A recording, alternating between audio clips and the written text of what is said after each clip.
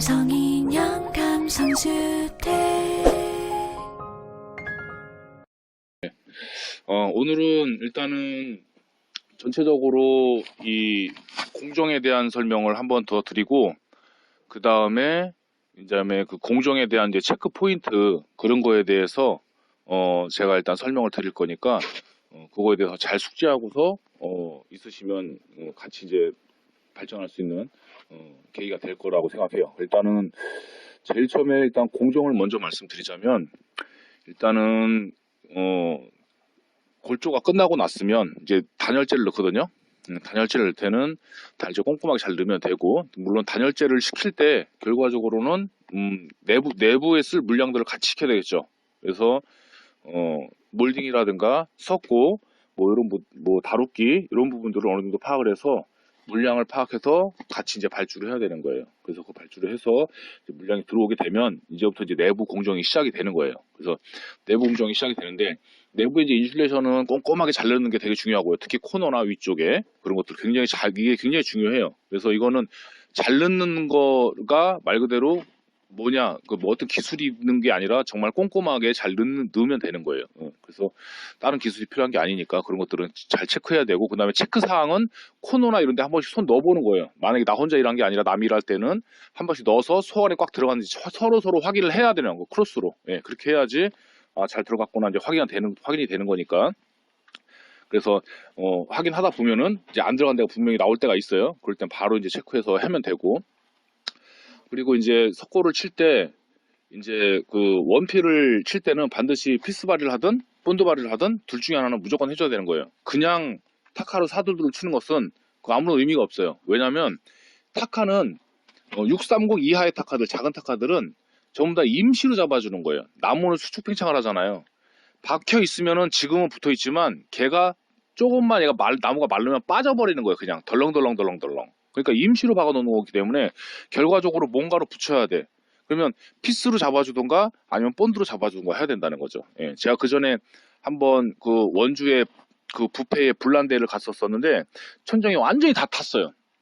완전히 다 탔는데 그걸 이제 해체를 해서 이제 천장을 다시 해야 되는 상황이에요. 근데 다 타갖고서 위에 안에가 시커매. 근데 거의 다 뜯어냈는데 정말 신기했던 건 뭐냐면은 다루기하고 석고하고는 서로 떨어지지 않고 붙어 있더라는 얘기죠.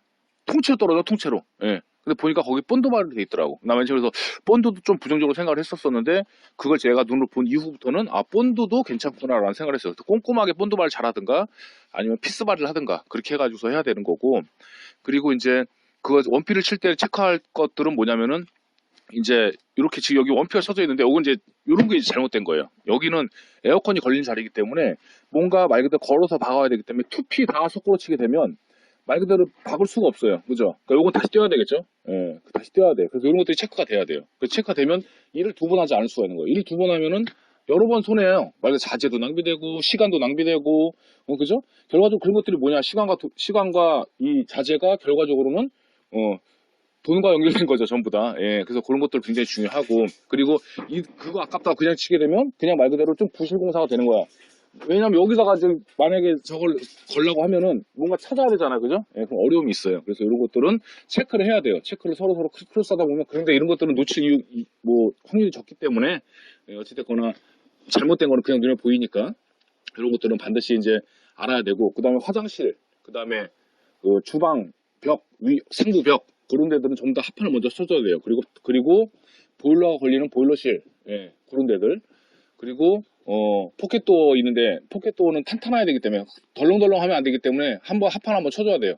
그렇게 해야 되고, 그런 것들이 원피츠의 체크 포인트가 되는 거예요. 그리고 두 번째, 이제 투피를 이제 치기 전에 어느 정도 이제 원피가 다 쳐지고 났으면 그 다음에는 이제 뭘 준비해야 되냐면은 그 다음 공정에 대해서 준비를 해야 돼요. 그게 원피 쳐줬으면은 50%가 거의 된 거예요, 속고가. 그죠?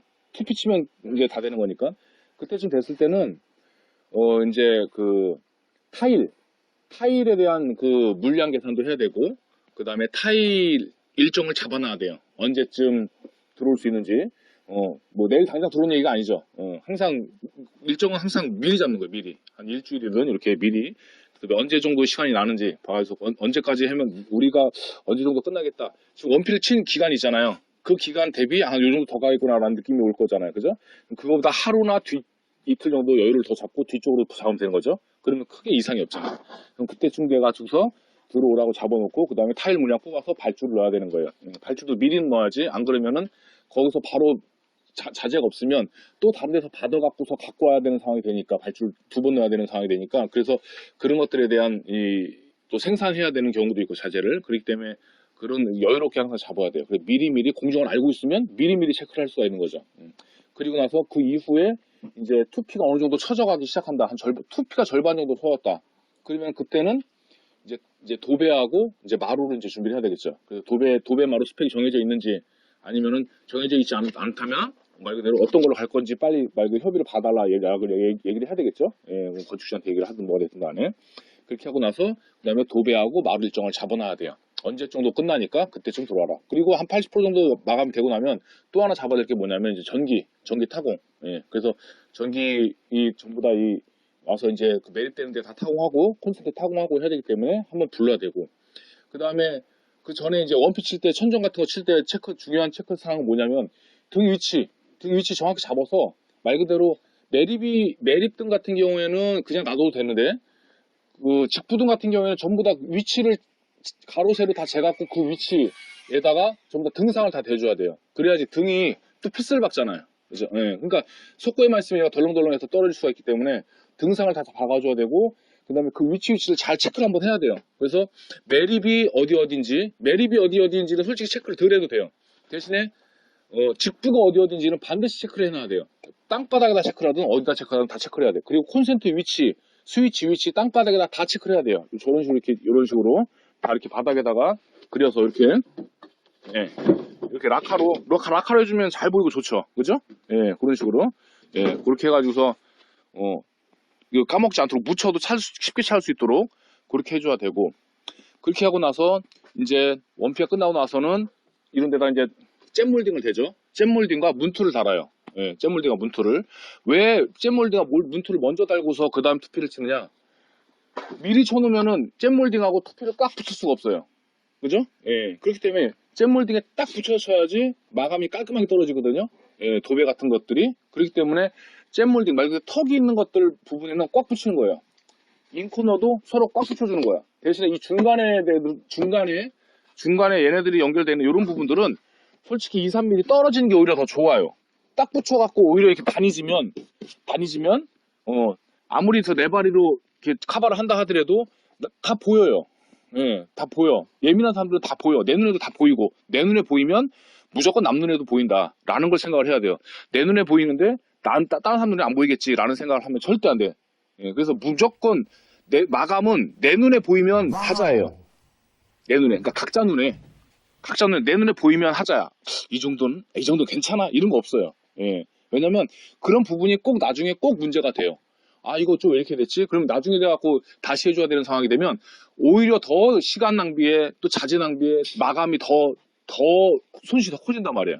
그러니까는 항상 미리 좀 잘못된 거 있으면은 바로바로 고쳐서 수정해서 다시 해야 되는 그런 게 되게 중요해요. 마감은 좀 천천히 하더라도 꼼꼼하게 하는 게 되게 중요하다는 거죠. 마감은. 예, 그래서 제가 이제 굉장히 중요하게 생각하는 것들 중에서 한 가지가 이제 마감이에요.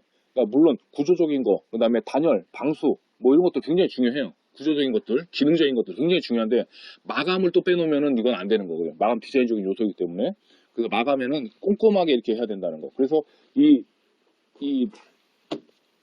석고 같은 경우에는 마감은 아니에요. 마감이 아니기 때문에 마감의 바탕이죠. 그러니까 마감 바탕을 잘 해놔야 마감이 잘 떨어지는 거예요. 그러니까 이거 다음에 마감이 뭔지를 생각하면 돼요. 이거 다음에 마감이 만약에 뭐 목재라든가 뭐 다른 거다. 그러면 조금 덜해도 상관은 없어요. 예. 어차피 그거에 바탕만 되는 거니까. 도배다. 도배 굉장히 얇잖아요. 잘못하면 그런 것들이 펴지면서 단이 생긴 것들이 눈에 보여버린단 말이죠. 그죠? 그래서 그런 것들을 생각하면 돼요. 그래서 이런 어떤 투피를 칠 때의 체크 포인트 말 그대로 다음 마감을 잘 할 수 있도록 한다. 그래서 이런 부분들은 웬만하면은 이렇게 단지지 않게 살짝 차라리 단을 지더라도 하다 보면 단이 질 수도 있어요. 어떤 데 꽉 붙고 어떤 데 덜 붙은 경우도 있고 어쩔 때는 뭐 약간 좀 여러 가지 그런 상황이 있습니다. 대신에 이게 살짝 떨어져 있으면 이게 봐봐요. 이 턱이 여기서부터 이렇게 돼갖고 요 정도 턱이 차이 나는 게 바로 붙어 있으면 요 턱은 굉장히 높은 경사도 90도의 경사를 갖고 있는 턱이 되는 거죠. 그죠? 근데 만약에 여기서부터 여기까지의 경사를 가지고 이렇게 갔다고 한다면 요거는 경사가 뭐 한 5도밖에 안 되는 턱이 되는 거예요. 그죠? 그러니까 그런 원리로 석고를 한 0.1mm 정도가 턱이 진다. 그런데 얘를 한 1mm 정도 떨어뜨렸다. 2mm 정도 떨어뜨렸다. 그러면 그 턱은 거의 통과되듯이 그냥 네 발을 걸면은 그냥 아예 그냥 스무스하게 지나가 버리는 거예요. 그래서 오히려 이 가운데 이런 데들은 조금씩 띄우는 걸 오히려 도배하시는 분들이 좋아해요. 이 자연스럽게 갈 수 있도록 하려면 조금씩 띄워야 된다. 조금씩 띄우는 게 훨씬 낫다. 물론 붙여서 치는 게 오히려 더 깔끔해 보일 수도 있고 붙여서 치는 게 오히려 더 쉬울 수도 있어요. 예, 오히려 상황에 따라선. 근데 생각을 해보면 그냥 조금 띄우는 게 어렵지가 않아요. 어렵지가 않아. 그냥 근데 솔직한 얘기로 투피를 치고 나면은 좀 떨어져 있으면 좀 안 예쁘니까 이거 뭐 이거 석골 못 친 것 같은 느낌 드네 이런 느낌 드는데 그렇지 않아요. 예, 오히려 못 친 느낌 들고 단 앉은 게 더 잘한 거예요. 더 잘한 거야. 그러니까는 그렇게 생각하시면 되고, 근데 이게 내장만 많이 오래 하신 분들은 이게 무슨 자기들한테 이게 마감이야. 그러니까 볼 때 예뻐야 돼. 그러니까 요거를 무조건 붙여서 했는데 붙인 건 좋은데 단이 지게 한단 말이지. 예, 그래서 그런 것들을 나중에 체크해서 안 예뻐도 되니까 안 예뻐도 되니까 띄워서 쳐달라 그렇게 얘기를 해야 된다는 얘기죠. 아시겠죠? 예. 그리고 혹시 뭐 또 다른 거 뭐 빼먹은 얘기가 없나? 혹시 뭐 궁금한 거 혹시 있어요? 궁금한 거 뭐 있어요? 여기서. 예. 아, 화장실 방수. 되게 중요한 얘기. 화장실 방수는 일단은 특히 이제 중요한 건 2층 방수가 더 중요해요. 예, 2층은 그 멤브레인 방수를 하는데 그게 일단은 설비를 할 때 우리가 이제 배관을 올려놓잖아요. 그죠? 배관 올려놓으면 그때 이제 방수를 하는 건데 그때 그 방수에 대한 그 방법은 제가 나중에 또 알려드릴게요. 방수에 대한 방법 알려드리고 그거 이외에 지금부터의 방수는 이제 2차 방수가 되는 건데 2차 방수는 어찌됐거나 합판하고 석고를 아래까지 내려치라고 그랬잖아요. 그 이유는 뭐냐면 요만큼 떠 있으면 그 떠 있는 것만큼 방수가 액이 잘 묻지를 않아. 그죠? 뭔가 표면이 있어야 표면에다 방수를 하죠. 그죠? 예? 근데 이렇게 이만큼 떨어뜨려 놓으면 떨어뜨리면 안 돼요. 예. 떨어뜨려 놓으면 거기에 방수를 이렇게 디귿자로 이렇게 들어가는 상황이 되는 거죠. 이렇게. 그럼 방수를 여기 묻히고 여기를 이렇게 다 묻혀야 되는데 그게 다 안 돼요. 그러니까 얘를 내려서 쳐서 여기서부터 방수가 액이 면을 만들 수 있도록 방수를 쳐야 되는 거예요. 그래서 화장실 방수는 한 키 높이까지는 쳐줘야 돼요.